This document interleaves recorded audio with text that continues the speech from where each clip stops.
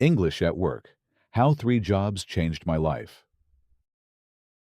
Hello and welcome. My name is Alex, and I'll be your guide for this video. Today, we're going to hear 3 amazing stories from people who learned English, not in a classroom, but on the job. These are real-life tales of how English became a tool for survival, friendship, and success. Story 1. The Nanny. Hi, my name is Maria, and I'm 27 years old. I'm from Colombia. A few years ago, I moved abroad to work as a nanny. I had studied English a little in school, but I was nowhere near fluent. I could say hello, but that was about it. My first day, the parents introduced me to their 2 children, a little girl named Lily, who was 5, and her brother Tom, who was 7. They didn't speak a word of Spanish. I felt so nervous. How was I supposed to take care of them if I couldn't even talk to them? At first, we communicated with gestures and a lot of pointing. If Lily wanted a snack, she would point to the cookies. If Tom wanted to play, he would pull on my hand. I would repeat the words to them slowly. Cookie, play, outside. It was like learning a new language with 2 tiny teachers. They were incredibly patient. When I said something wrong, they would just repeat it the right way with a smile. They taught me about their favorite toys, their friends, and their day at school. They taught me words like giggle and oops and imagination. It was all so natural. I didn't feel any pressure. My only goal was to communicate with them and make them happy. The parents noticed my progress. After a few months, I could talk to them about the Children's Day and their homework. My English became more than just words. It became a part of me. It was a language of love, care, and family. It was all because of 2 small children who taught me that the best way to learn is with an open heart. Story 2. The Waiter. Hello, my name is Kenji and I'm 32 years old. I'm from Japan. I always wanted to work in a restaurant abroad.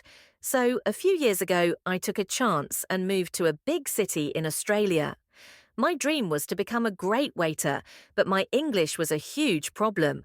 I could write a good essay, but my pronunciation was terrible, and I couldn't understand people with different accents. On my first day, a customer asked me, "Can I get the pasta dish without onions?"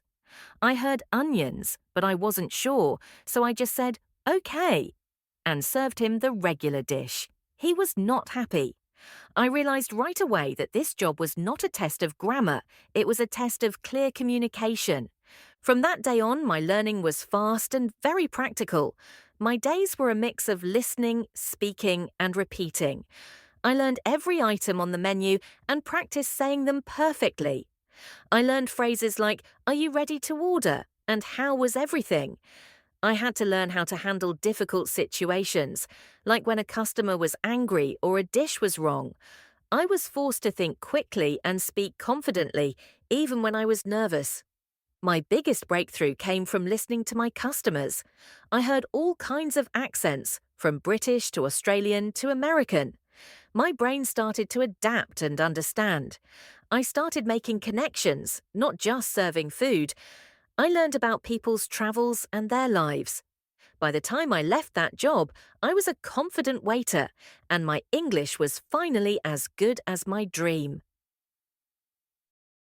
Story 3. The Delivery Driver. Hey there, my name is Carlos. I'm 30 years old. I'm from Mexico. Before I started working as a delivery driver, I thought English was for tourists and TV shows. I knew a few words, but I never imagined I'd need it for my job. But then, I got a delivery job in a large, multicultural city. My job was simple: pick up food and deliver it to people. The only problem was, I had to communicate with customers from all over the world, and many of them spoke only English. My first week was a nightmare. I would arrive at an address, and the customer would come out and say something fast. I would just smile and say, "Thank you," even if I didn't understand what they said.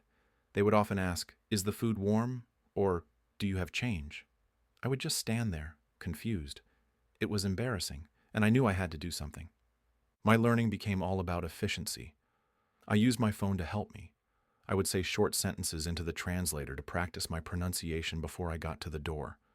I memorized key phrases like, "Here is your order," and "Have a nice day." But the most important thing I learned was how to listen. I started to listen carefully to the customers, focusing on just a few words. When someone asked, "Where is the entrance?" I would hear entrance and understand the main point. When they said, "Is the soup still hot?" I would hear hot and respond. I wasn't having long conversations, but I was learning to communicate with purpose. My English wasn't perfect, but it was functional, and it was helping me do my job well.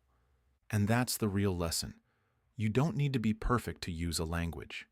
You just need to be clear. It's a language of action, and it taught me that with a little effort and a lot of practice, you can get anywhere you need to go.